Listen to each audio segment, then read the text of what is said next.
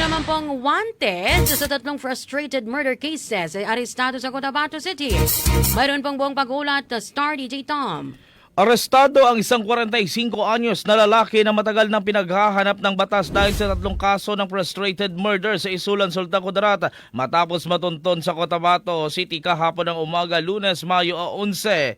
Kinilala ang suspect na si Elias Patrick, residente ng Galinato Village, Isulan, Sultan Kudarat. Ayon sa ulat, nadakip ang suspect sa isang law enforcement operation na isinagawa ng pinagsabi na puwersa ng Cotabato City Police Station 1 kasama ang Regional Mobile Force Battalion 14, katuwang ang Isulan Municipal Police Station at Sultan Kudarat Provincial Police Office sa ilalim ng Police Regional Office 12. Sa hiwalay na ulat ng mga otoridad na tunton ang suspect sa kanyang pinagtataguan sa SK Pentaton Avenue, Barangay Poblacion 6, Cotabato City, kung saan agad na isinilbi ang warrant of arrest na inilabas ng Regional Trial Court Branch 19 sa Isulan noong Pebrero 14 kasalukuyang taon na nilagdaan ni Judge Ferdinand Tugas.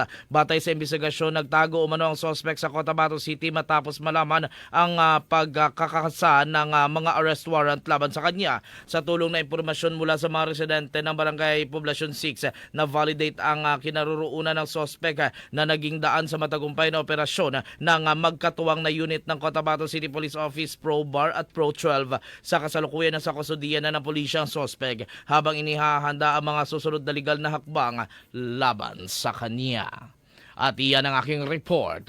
Mula dito sa Cotabato City, ako si Star DJ Tom ng 93.7 Star FM Cotabato. And this is Bombo Radio Philippines, the #1 and most trusted source of news and information.